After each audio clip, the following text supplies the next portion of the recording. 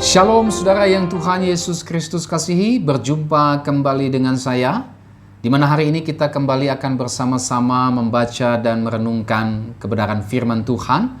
Namun sebelum kita akan membaca dan merenungkan bagian firman Tuhan yang menjadi renungan kita pada hari ini, saya mengajak kita berdoa, memohon tuntunan dari Roh Kudus. Mari kita berdoa. Terima kasih buat kesempatan yang Tuhan masih berikan kepada kami, untuk kami belajar dari kebenaran firman Tuhan. Roh Kudus mari tuntun dan bimbing kami, sehingga firman Tuhan pada hari ini kembali memberkati kami semua. Dalam nama Yesus Tuhan dan Juru Selamat kami yang hidup, kami sudah berdoa. Haleluya. Amin. Saudara yang Tuhan Yesus Kristus kasihi, firman Tuhan yang menjadi renungan kita pada hari ini terambil dari Injil Yohanes pasalnya yang ke-13 ayat 1 sampai dengan ayatnya yang ke-20. Nah, mari kita membaca bagian firman Tuhan ini. Sementara itu, sebelum hari raya Paskah mulai, Yesus telah tahu bahwa saatnya sudah tiba untuk beralih dari dunia ini kepada Bapa. Sama seperti ia senantiasa mengasihi murid-muridnya, demikianlah sekarang ia mengasihi mereka sampai kepada kesudahannya.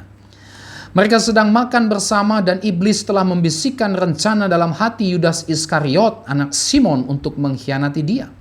Yesus tahu bahwa Bapanya telah menyerahkan segala sesuatu kepadanya dan bahwa ia datang dari Allah dan kembali kepada Allah. Lalu bangunlah Yesus dan menanggalkan jubahnya.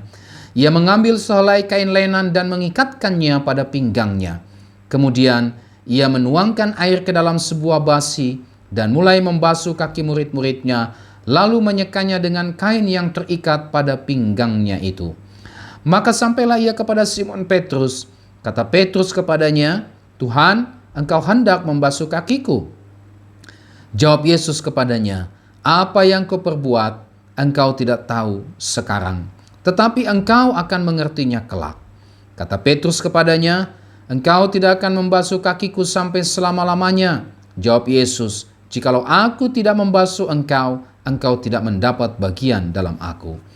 Kata Simon Petrus kepadanya, "Tuhan, jangan hanya kakiku saja, tetapi juga tangan dan kepalaku." Kata Yesus kepadanya, "Barang siapa telah mandi, ia tidak usah membasuh diri lagi selain membasuh kakinya, karena ia sudah bersih seluruhnya. Juga kamu sudah bersih, hanya tidak semua. Sebab ia tahu siapa yang akan menyerahkan dia. Karena itu ia berkata, tidak semua kamu bersih." Sesudah ia membasuh kaki mereka, ia mengenakan pakaiannya dan kembali ke tempatnya. Lalu ia berkata kepada mereka, "Mengertikah kamu apa yang telah kuperbuat kepadamu? Kamu menyebut aku guru dan Tuhan, dan katamu itu tepat, sebab memang akulah guru dan Tuhan. Jadi jikalau aku membasuh kakimu, aku yang adalah Tuhan dan gurumu, maka kamu pun wajib saling membasuh kakimu. Sebab aku telah memberikan suatu teladan kepada kamu, supaya kamu juga berbuat sama seperti yang telah aku perbuat kepadamu. Aku berkata kepadamu, sesungguhnya seorang hamba tidaklah lebih tinggi daripada tuannya, ataupun seorang utusan daripada dia yang mengutusnya. Jikalau kamu tahu semua ini, maka berbahagialah kamu jika kamu melakukannya. Bukan tentang kamu semua aku berkata, aku tahu siapa yang telah kupilih, tetapi haruslah genap nas ini. Orang yang makan rotiku telah mengangkat tumitnya terhadap aku. Aku mengatakannya kepadamu sekarang juga sebelum hal itu terjadi, supaya jika hal itu terjadi, kamu percaya bahwa akulah dia. Aku berkata kepadamu, sesungguhnya barang siapa menerima orang yang kuutus, ia menerima aku, dan barang siapa menerima aku, ia menerima dia yang mengutus aku. Demikian firman Tuhan yang menjadi renungan kita pada hari ini. Dan tema firman Tuhan pada hari ini adalah meneladani pelayanan Tuhan Yesus. Saudara yang Tuhan Yesus Kristus kasihi, praktek membasuh kaki ini merupakan budaya yang umum terjadi pada masa Yesus. Nah, praktek membasuh kaki ini biasanya dilakukan oleh orang yang memiliki status sosial lebih rendah kepada mereka yang memiliki status sosial lebih tinggi. atau dilakukan sebagai bentuk penghormatan kepada seseorang yang mereka sangat hormati. Misalnya, seorang budak membasuh kaki tuannya, atau dilakukan juga oleh seorang istri terhadap suaminya. Dilakukan juga oleh anak-anak kepada orang tuanya. Bahkan dilakukan juga oleh murid-murid terhadap rabi atau guru-guru mereka. Jadi dengan kata lain, praktek membasuh kaki pada masa Yesus ini adalah pemandangan yang lazim. Suatu budaya atau kebiasaan yang terjadi pada masa Yesus yang dilakukan oleh masyarakat pada masa itu. Nah, kisah Tuhan Yesus membasuh kaki para murid ini memiliki latar belakang, ya. Karena kalau Yesus membasuh kaki para murid ini sama sekali tidak lazim, ya. Kenapa? Yesus adalah seorang guru. Yesus adalah Tuhan mereka. Yesus adalah seseorang yang dihormati. Oleh sebab itu, kisah Tuhan Yesus membasuh kaki para murid ini merupakan kisah yang dilihat oleh para murid sesuatu yang sangat tidak lazim. Nah, mengapa Tuhan Yesus melakukan praktek membasuh kaki yang umumnya tidak pernah dilakukan oleh seorang guru atau seorang rabi terhadap para muridnya? Ini adalah latar belakangnya. Apa latar belakangnya? Latar belakangnya adalah pertengkaran yang terjadi di antara para murid. Jadi sebelum mereka masuk dalam perjamuan makan tersebut, sebelumnya terjadi pertengkaran di antara para murid tentang siapa yang terbesar, siapa yang terhebat, siapa yang paling berpengaruh di antara mereka. Kita bisa lihat itu misalnya dalam Lukas 22 ayatnya yang ke-24. Mereka masing-masing menonjolkan diri sebagai orang yang paling besar, sebagai orang yang paling hebat, sebagai orang yang paling terhormat, sebagai orang yang paling berpengaruh, sebagai orang yang paling berkuasa. Sehingga apa yang terjadi? Terjadilah perselisihan, terjadilah keretakan, terjadilah perseteruan, tidak ada lagi damai sejahtera dalam persekutuan mereka, tidak lagi ada keakraban, kehangatan, keintiman di dalam persekutuan mereka. Jadi waktu mereka masuk di dalam perjamuan makan untuk merayakan, memperingati Paskah, mereka masuk dalam keadaan hati yang dongkol. Mereka masuk dalam keadaan hati yang sangat panas. Kenapa? Baru saja mereka bertengkar. Baru saja mereka berselisih tentang siapa yang paling hebat, tentang siapa yang paling terbesar, siapa yang paling berpengaruh, siapa yang paling berkuasa di antara mereka. Nah, pada waktu mereka masuk ke dalam rumah untuk melakukan perjamuan makan tersebut, kaki mereka belum dibasuh. Ya. Kenapa? Karena rumah yang menjadi tempat mereka melakukan perjamuan makan tersebut adalah rumah yang mereka pinjam atau rumah yang mereka sewa. Dan si pemilik rumah rupanya tidak menyediakan seorang budak, seorang pembantu yang membasuh kaki mereka yang kotor tersebut. Ya, sehingga mereka masuk dalam keadaan kaki yang sangat kotor, saudara ya. Tidak ada di antara mereka, saudara, yang mau untuk menyediakan tempat pembasuhan untuk membasuh kaki mereka yang kotor. Bahkan di antara mereka sendiri tidak ada yang mau membasuh kaki Yesus yang adalah guru mereka yang paling mereka hormati, yang paling mereka segani. Tidak ada. Kenapa? Mereka tidak mau terlihat rendah di mata teman-temannya ketika mereka harus membasuh kaki Tuhan Yesus. Ya, gengsi dong. Ya, baru saja mungkin di antara mereka merasa saya yang paling hebat dibandingkan kamu semua. Saya yang paling berpengaruh. Sayalah yang harusnya layak duduk di sebelah kanan Tuhan Yesus. Bukan kamu, karena saya punya kelebihan ini itu dibandingkan kamu semua. Apa jadinya kalau mereka harus tunduk membasuh kaki Yesus di depan mata teman-temannya? Gengsi dong. Bisa jatuh harga diri mereka, bisa jatuh martabat mereka ketika harus mengambil tugas yang biasanya dikerjakan oleh budak yang pada waktu itu dianggap sebagai golongan atau masyarakat yang paling rendah. Ya. Jangankan membasuh kaki teman-temannya yang lain, membasuh kaki gurunya sendiri saja, tidak ada yang tergerak satupun. Kenapa? Takut harga dirinya jatuh. Apalagi kalau mereka harus membasuh kaki teman-temannya satu persatu. Oh, itu malah lebih gengsi lagi. Ya, sehingga saudara, mereka masuk dalam perjamuan itu tidak lagi disertai dengan damai sejahtera, tidak ada lagi suasana keakraban, keintiman sebagai para pengikut Kristus. Yang ada adalah mereka masuk dengan kaki yang kotor, bahkan bukan hanya dengan kaki yang kotor, hati mereka juga kotor karena dikuasai oleh ego dan kesombongan mereka. Charles Swindoll memberikan sebuah tanggapan dari kisah ini, dari apa yang terjadi, yang dialami oleh para murid pada waktu itu. Dia menulis begini, ruangan itu dipenuhi dengan hati yang sombong dan kaki yang kotor. Sesuatu yang menarik adalah para murid-murid itu mau berkelahi untuk suatu tahta, tetapi tidak untuk sebuah kain lenan atau handuk atau lap kaki. Ya. Charles Swindoll memberikan komentar yang sangat keras sekali. Para murid itu sibuk, bahkan rela berselisih, rela berkelahi hanya untuk mendapatkan suatu pengakuan siapa yang paling hebat, dan bukan untuk sebuah kain lap. Siapa yang mau bertengkar untuk mendapatkan kain lap? Orang hanya mau bertengkar untuk merebut tahta.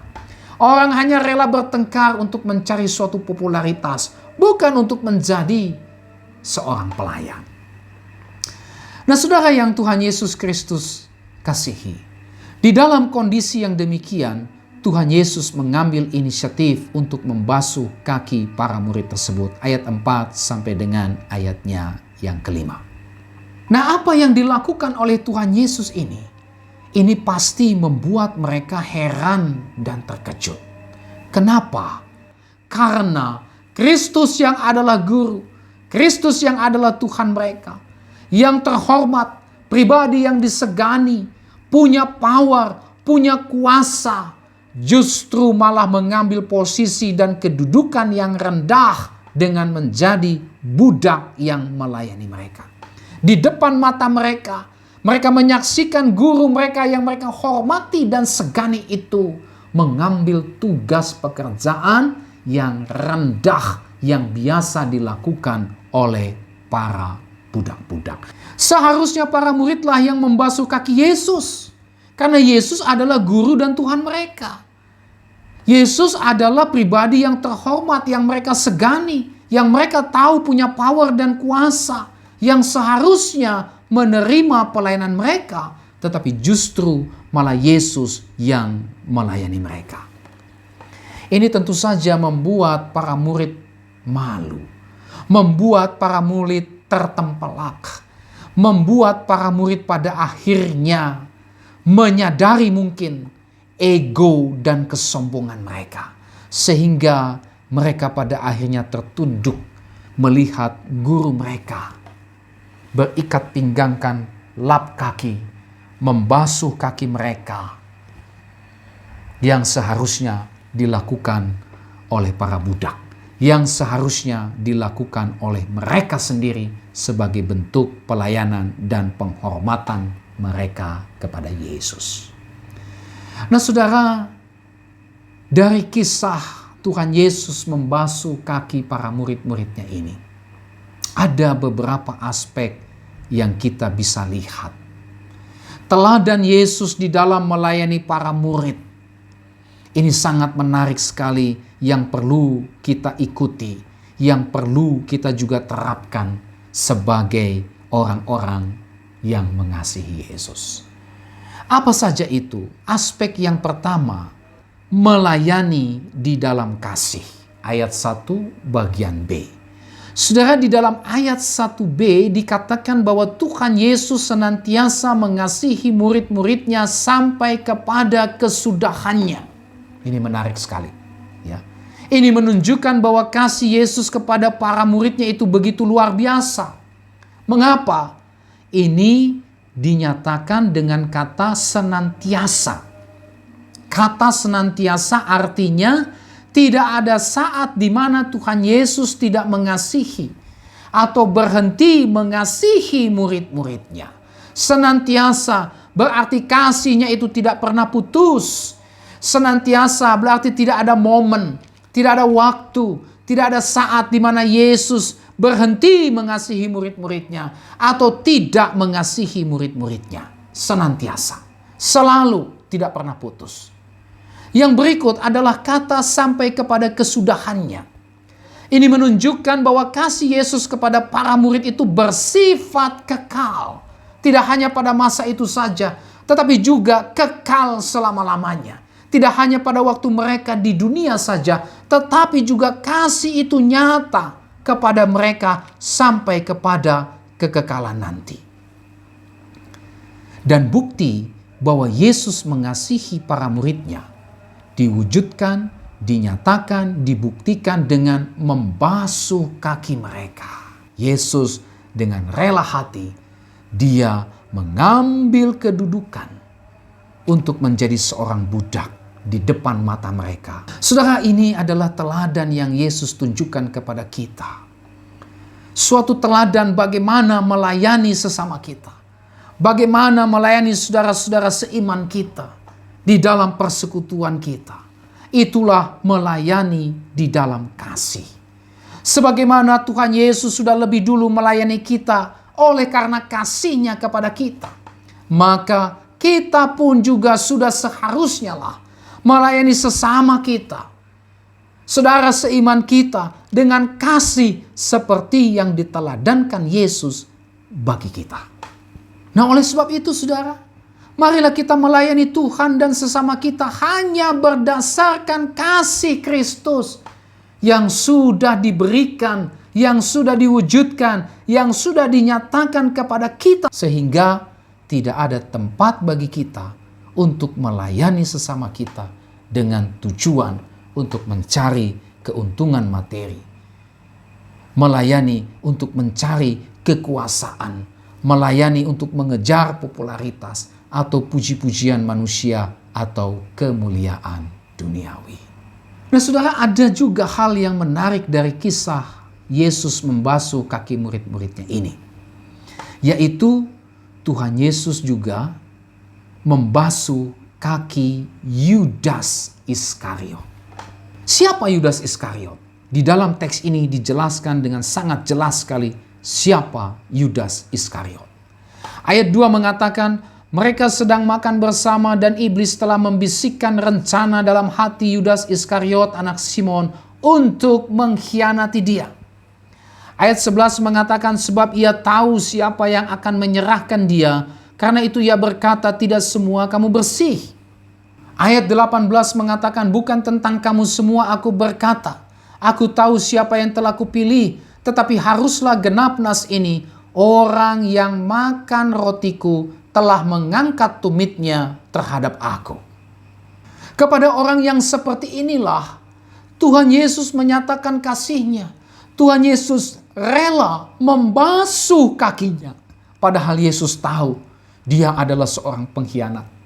Padahal Yesus tahu sebentar lagi dia akan menyerahkan Yesus untuk disalibkan.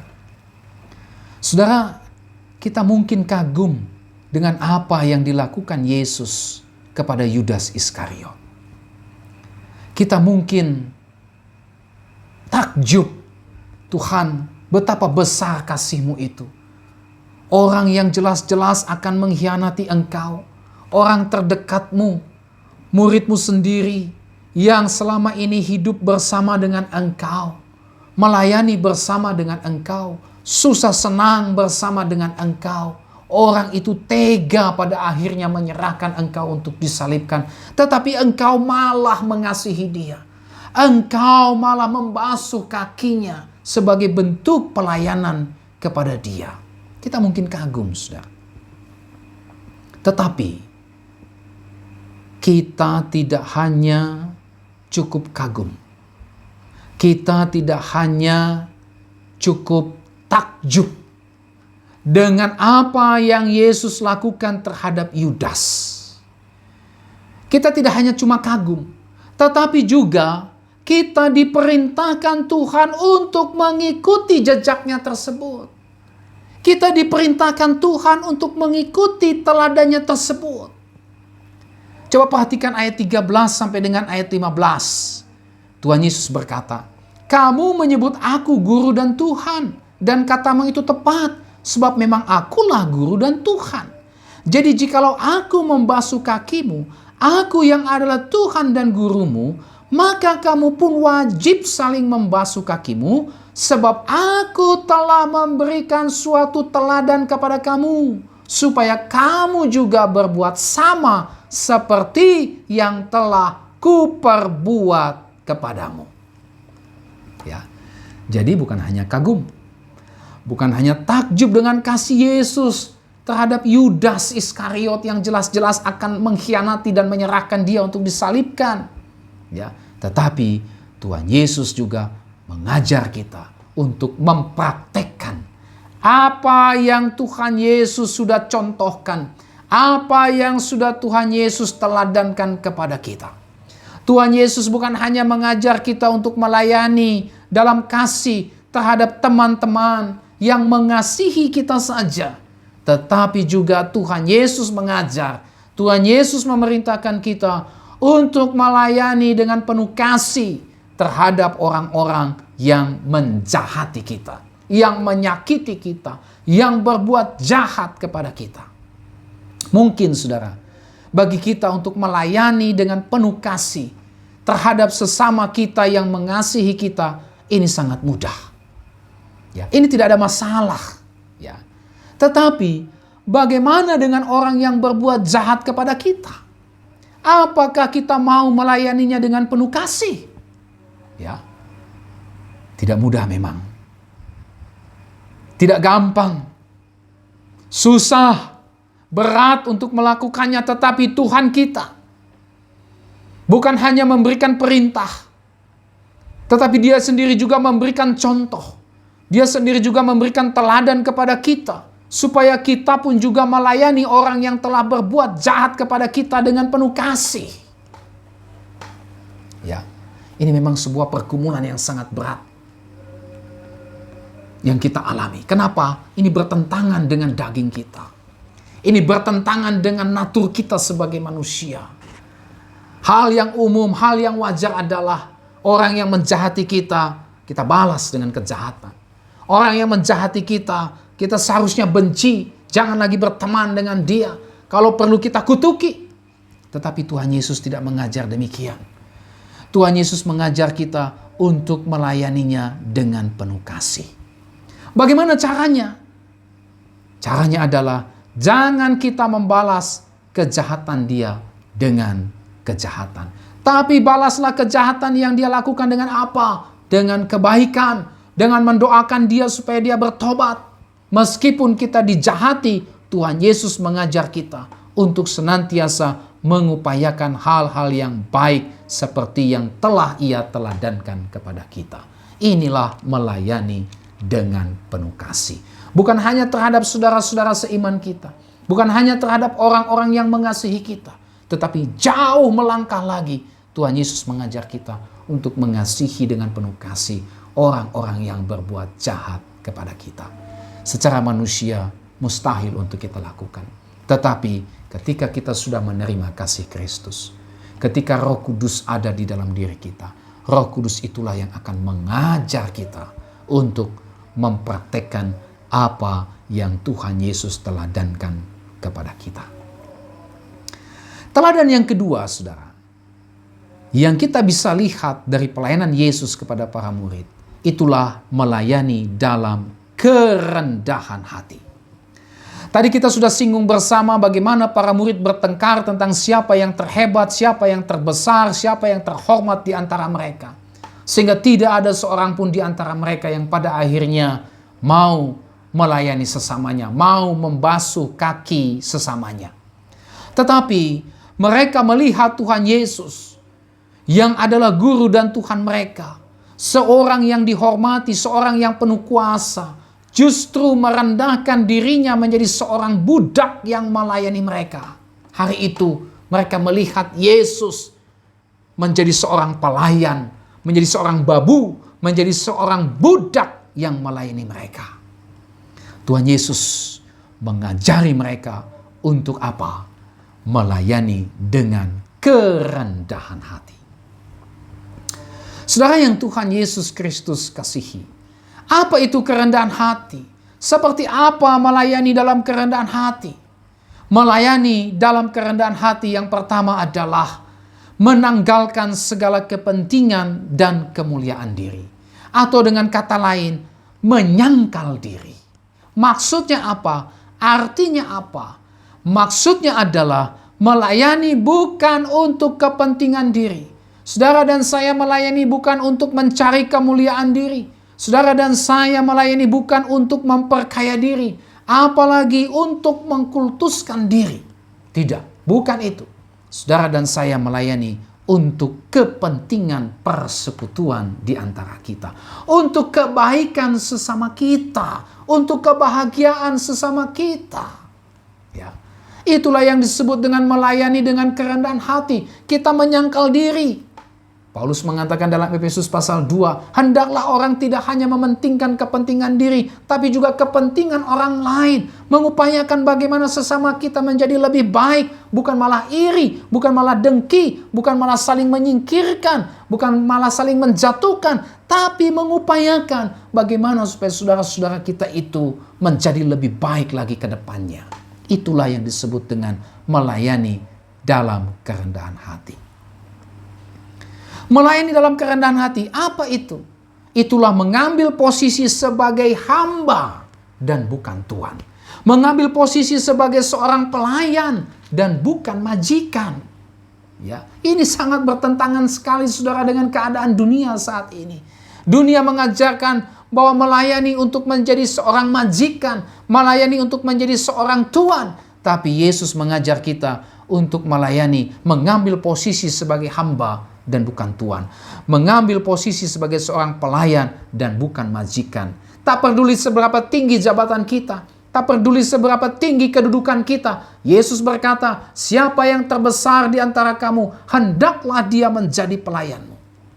Saya bacakan Matius 20 ayat 26 sampai dengan 28. Yesus berkata begini, barang siapa ingin besar di antara kamu, hendaklah ia menjadi pelayanmu. Dan barang siapa ingin menjadi terkemuka di antara kamu, hendaklah ia menjadi hambamu. Sama seperti anak manusia datang bukan untuk dilayani, melainkan untuk melayani dan untuk memberikan nyawanya menjadi tebusan bagi banyak orang. Hendaklah ia menjadi pelayanmu, hendaklah ia menjadi hambamu, sama seperti anak manusia. Inilah yang disebut melayani dengan kerendahan hati. Kita sedang mencontoh, kita sedang meneladani Kristus yang sudah memberikan teladan bagaimana melayani dengan kerendahan hati. Lukas 22 ayat 27b berkata, tetapi aku, kata Yesus, ada di tengah-tengah kamu sebagai pelayan. Ya. Nah, saudara yang Tuhan Yesus Kristus kasihi, mari kita meneladani apa yang telah diteladankan Tuhan kita kepada kita.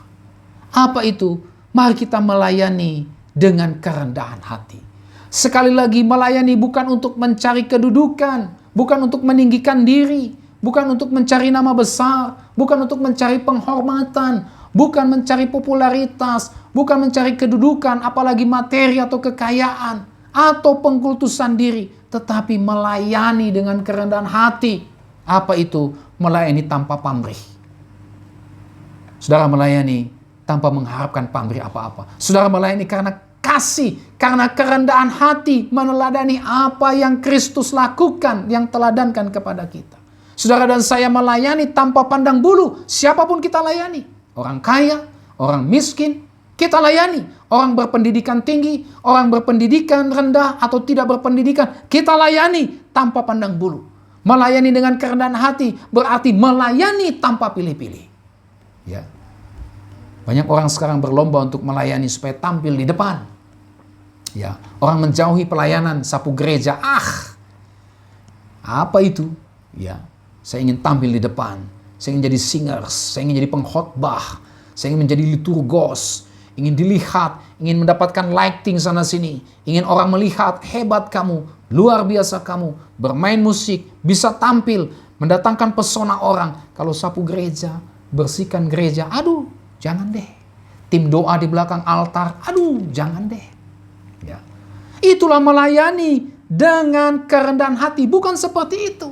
Melayani dengan kerendahan hati, melayani tanpa pilih-pilih. Dimanapun Tuhan tempatkan saya melayani dengan sukacita. Dimanapun Tuhan tempatkan saya, mau itu tempat basah, tempat kering, tempat populer, tidak populer, kota atau desa, pedalaman atau kota, tidak masalah. Tuhan pimpin saya ke tempat itu, saya layani tanpa pilih-pilih. Itulah melayani dengan kerendahan hati, tanpa pandang bulu. Jangan hanya orang kaya saja yang dilayani. Jangan hanya orang yang berkedudukan tinggi saja yang dihormati. Jangan hanya orang yang memiliki pengaruh popularitas yang kita mau layani. Tapi orang yang biasa-biasa saja. Orang-orang yang mungkin secara status sosial rendah, kita tidak mau melayani mereka. Kita tidak mau mengunjungi mereka. Kita tidak mau mendoakan mereka. Ini bukan ciri pengikut Yesus. Ya. Ini bukan ciri dari orang yang melayani, meneladani pelayanan Yesus. Melayani dengan kerendahan hati. Saudara dan saya punya potensi untuk melayani, mencari popularitas diri. Oleh sebab itu betapa pentingnya kita dekat dengan Tuhan. Betapa pentingnya kita terus-menerus menyangkal diri. Supaya apa? Supaya kita mampu untuk melayani dengan kerendahan hati di dalam tuntunan dan pimpinan Roh Kudus. Sehingga dimanapun kita melayani tanpa pamrih, kita melayani tanpa pandang bulu, dan kita melayani tanpa pilih-pilih. Ini yang pertama, saudara, seperti apa teladan yang diteladankan Yesus di dalam peristiwa Yesus membasuh kaki murid-muridnya. Itulah teladan melayani dalam kasih, dan yang kedua, melayani dalam kerendahan hati. Yang kedua, kita melihat bahwa melayani dengan meneladani pelayanan Yesus ini adalah sebuah kewajiban. Ya, tadi sudah saya singgung dalam ayat 13 dan ayatnya yang ke-15. Saya baca ulang lagi. Kamu menyebut aku guru dan Tuhan, dan katamu itu tepat, sebab memang akulah guru dan Tuhan. Jadi jikalau aku membasuh kakimu, aku yang adalah Tuhan dan gurumu, maka kamu pun wajib saling membasuh kakimu, sebab aku telah memberikan suatu teladan kepada kamu, supaya kamu juga berbuat sama seperti yang telah kuperbuat kepadamu. Ya. Meneladani pelayanan Yesus ini adalah sebuah kewajiban. Ya, apa wajib? Istilah wajib di sini memiliki pengertian mempunyai kewajiban atau berhutang. Ya. Sehingga dengan demikian harus dilakukan atau harus dilunasi. Wajib berarti kita saling berhutang untuk membasuh kaki, dan untuk itu kita wajib untuk melakukannya atau melunasinya. Kita punya hutang. Hutang apa? Saling membasuh kaki. Itulah melayani dalam kasih dan melayani dalam kerendahan hati. Wajib. Kenapa? Supaya kamu juga berbuat sama seperti yang telah kuperbuat kepadamu. Yesus berikan contoh, Yesus berikan teladan, dan kita wajib untuk mengikutinya. Kita punya hutang untuk melakukan kewajiban tersebut. Nah, saudara yang Tuhan Yesus Kristus kasihi, mari kita memperhatikan apa yang Tuhan Yesus perintahkan kepada kita. Kita memiliki kewajiban atau hutang untuk saling melayani satu dengan yang lainnya. Oleh sebab itu kita harus melunasi hutang dan kewajiban kita untuk melayani sesama kita. Sehingga dengan demikian kita adalah orang-orang yang berhutang pelayanan kepada sesama kita. Oleh sebab itu marilah kita melunasi kewajiban kita tersebut dengan memberikan pelayanan yang terbaik kepada sesama kita seperti yang telah diteladankan Tuhan Yesus, di mana Ia sudah memberikan pelayanan yang terbaik kepada kita. Ia adalah Tuhan, pencipta segala sesuatu, Allah, Raja, tetapi rela menjadi seorang hamba untuk melayani kita. Maka kita pun juga, apapun status dan kedudukan kita, harus rela menjadi hamba terhadap sesama kita. Kita perhatikan ayat 16. Aku berkata kepadamu, sesungguhnya seorang hamba tidaklah lebih tinggi daripada tuannya, ataupun seorang utusan daripada dia yang mengutusnya.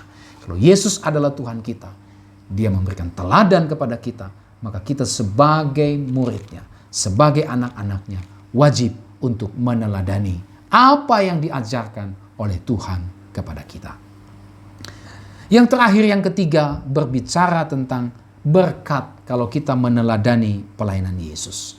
Ayat yang ke-17, Tuhan Yesus berkata, "Jikalau kamu tahu semua ini, maka berbahagialah kamu jika kamu melakukannya." Artinya apa, saudara? Artinya kita bukan hanya tahu bagaimana meneladani pelayanan Tuhan Yesus, tetapi kita juga melakukannya, dan dengan demikian kita adalah orang-orang yang diberkati Tuhan sebagai orang-orang yang berbahagia. Kebahagiaan dalam sudut pandang kerajaan Allah, kebahagiaan dalam pandangan Tuhan adalah mencontoh, meneladani pelayanan Yesus kepada kita. Inilah seluruh renungan kita pada hari ini tentang meneladani pelayanan Yesus. Kiranya kebenaran firman Tuhan hari ini menjadi berkat bagi kita semua. Mari kita berdoa. Tuhan Yesus, terima kasih untuk firman-Mu ini. Ada banyak hal yang Tuhan tegur, koreksi bagi kami melalui firman-Mu ini, ya Tuhan. Terkadang kami melayani tanpa kasih. Kami melayani tanpa kerendahan hati. Kami melayani dengan memandang pelayanan itu sebagai sesuatu yang sepele, karena kami anggap melayani Tuhan tidak ada keuntungan. Melayani Tuhan tidak memberi kami sesuatu yang bisa mendatangkan keuntungan materi finansial kepada kami. Tetapi hari ini kami diajar oleh Tuhan untuk memandang kepada Kristus. Engkau yang adalah pencipta, Engkau penguasa, Engkau Allah, Engkau Raja di atas segala raja, yang seharusnya dilayani, yang seharusnya menerima penghormatan kami. Tetapi Engkau justru karena kasih-Mu yang besar kepada kami, Engkau rela untuk menjadi seorang hamba untuk melayani kami. Tuhan, betapa malunya kami kalau kami bandingkan diri kami dengan Tuhan. Oleh sebab itu, biarlah firman ini dapat kembali mengoreksi kami, sehingga semua pelayanan yang kami lakukan di tengah-tengah keluarga kami, di tengah-tengah gereja kami, di tengah-tengah masyarakat kami, di tengah-tengah pekerjaan kami, dimanapun kami lakukan itu dalam kasih. Kami lakukan itu dalam kerendahan hati, karena itulah yang diperintahkan, itulah yang diteladankan oleh Tuhan, sehingga dengan demikian kami disebut sebagai orang-orang yang berbahagia. Berkati kami semua dengan firman-Mu, dalam nama Yesus kami berdoa. Haleluya. Amin. Baik saudara, sampai kita berjumpa kembali. Tuhan Yesus memberkati saudara dan shalom.